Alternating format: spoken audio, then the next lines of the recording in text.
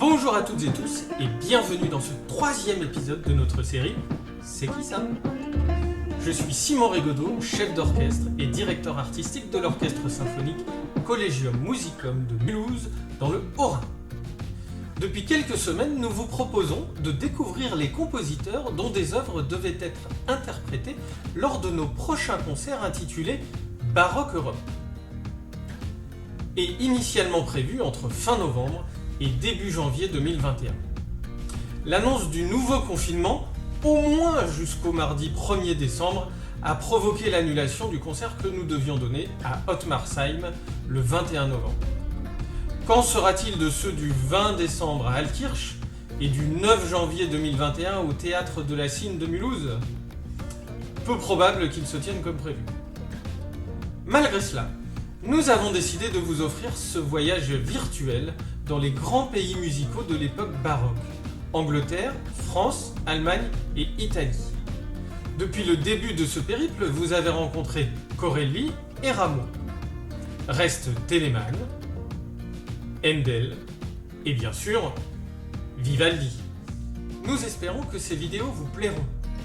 N'hésitez pas à nous faire des retours, à liker et à partager afin de faire connaître au plus grand nombre les activités du Collegium Musicum de Mulhouse, cet orchestre amateur qui veut faire partager sa passion pour la musique de façon modeste, respectueuse et exigeante. Aujourd'hui, pour notre C'est qui ça de la semaine, direction l'Allemagne avec Georg Philipp Telemann.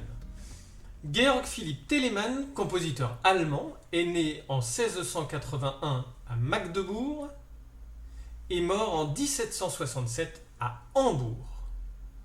Il fut pendant sa longue période créatrice l'un des plus célèbres compositeurs allemands de l'âge baroque.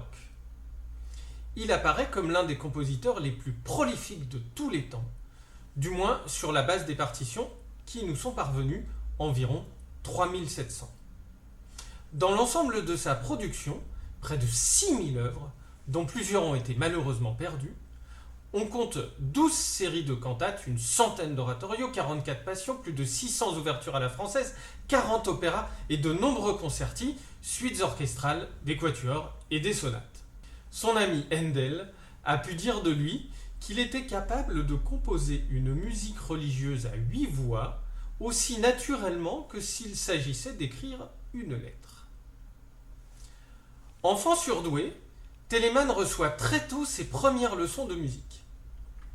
Mais ses parents, descendants d'une lignée de pasteurs luthériens, souhaitaient plutôt lui voir faire une brillante carrière universitaire. En 1693, il a 12 ans et compose un opéra, Sigismund, perdu. Pour détourner son fils d'une carrière musicale, sa mère lui confisque tous ses instruments et l'envoie fin 1693 ou début 1694 à Zellerfeld, première étape de sa vie itinérante, comme nous allons le voir sur la carte au fil de ses déplacements. Donc, sa mère l'envoie à Zellerfeld pour qu'il fasse des études sérieuses. Manque de chance pour elle, ou signe du destin pour lui, le surintendant de l'école, Caspar Calveur, est passionné par l'écriture de la musique. Il exigera d'ailleurs beaucoup du jeune Telemann qui devra composer toutes les semaines des motets pour l'église ou autres circonstances. Un motet, c'est une pièce musicale à une ou plusieurs voix, avec ou sans accompagnement instrumental, de longueur variable et écrite à partir d'un texte religieux ou plus rarement profane. Je vous propose d'écouter un extrait de Alt was du hast.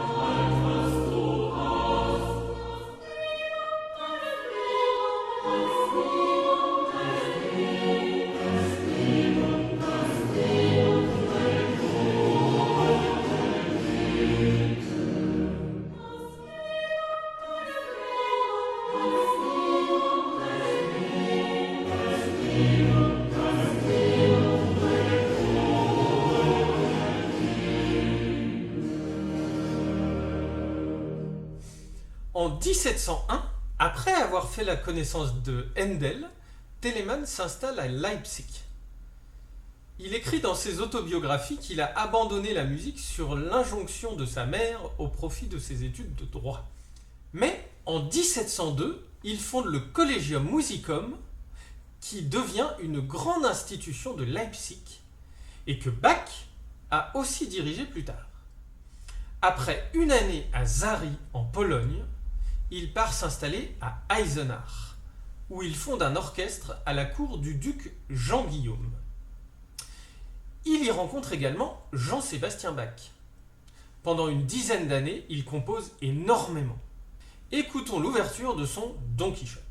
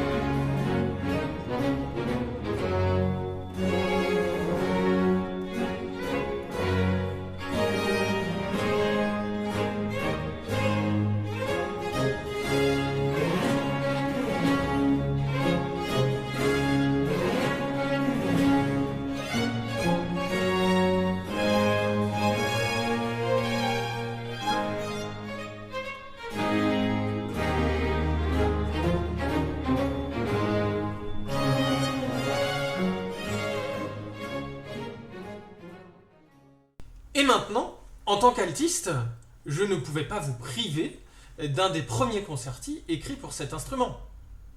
D'ailleurs, je vous encourage à foncer voir la vidéo que Marion avait réalisée dans notre série C'est quoi ça pour vous présenter cet instrument. Revenons à notre concerto. Telemann en est l'auteur et en voici un extrait.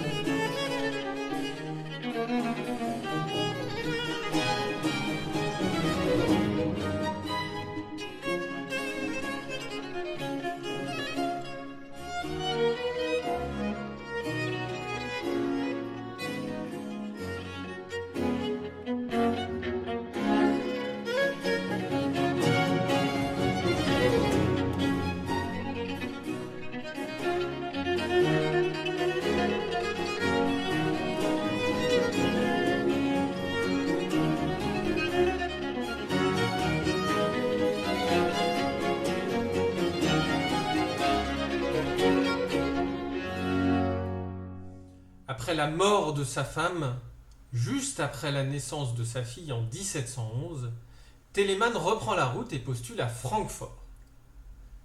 Il y est nommé directeur de la musique en 1712.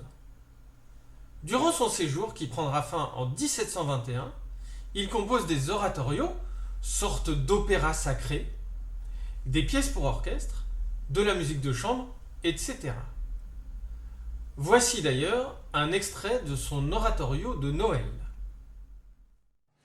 Wir Christen neunt, am Witz und Freud, weil uns so groß ist Gottes Sonnenstrahl. Macht uns erlöst, wer sich es grüßt, und gläubig dessen Zeug nicht werden verloren.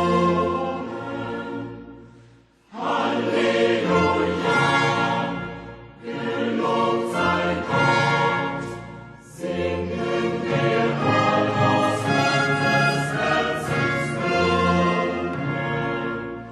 Denn Gott hat heut, gemacht euch Freund, der wir vergessen sind zu keinen Sturm. Résidant à Hambourg depuis 1721, Telemann est invité par des musiciens à Paris, où il demeurera entre 1737 et 1738. Il est accueilli avec enthousiasme et ses œuvres sont jouées en son honneur à la cour. Il est admiré pour ses compositions. Il y publiera d'ailleurs ses quatuors parisiens. En voici un exemple.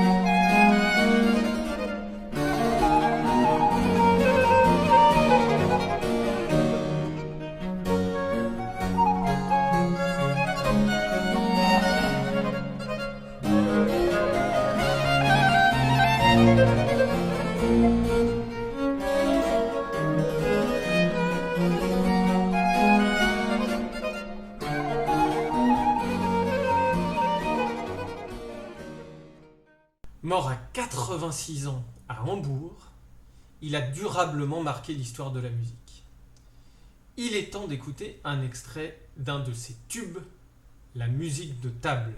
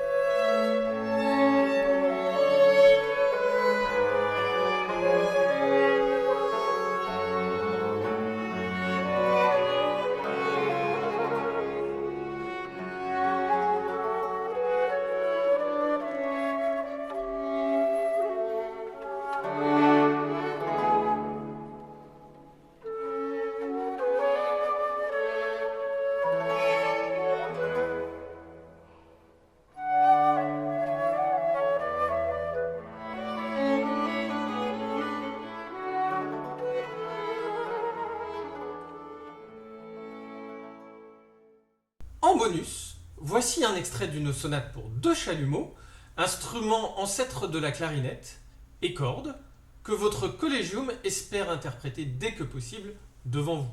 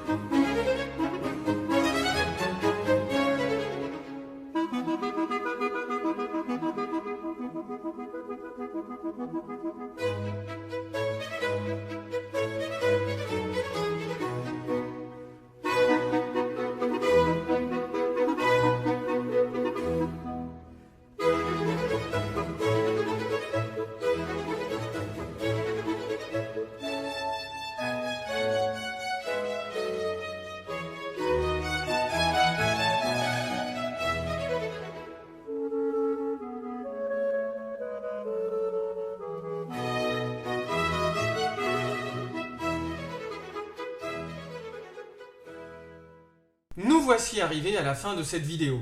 Il est impossible en si peu de temps d'être exhaustif sur tel ou tel compositeur, encore moins quand celui-ci a composé environ 6000 œuvres. J'espère que vous nous pardonnerez. Je vous encourage à aller chercher des opéras et passions pour compléter cette vidéo. Nous croisons les doigts pour pouvoir vous interpréter ce programme en direct dès que cela sera possible. Nous espérons que ce 3e épisode vous aura plu. N'hésitez pas à le liker, le commenter et le partager. A très vite pour le prochain numéro de notre série C'est qui ça ? Au revoir et prenez soin de vous.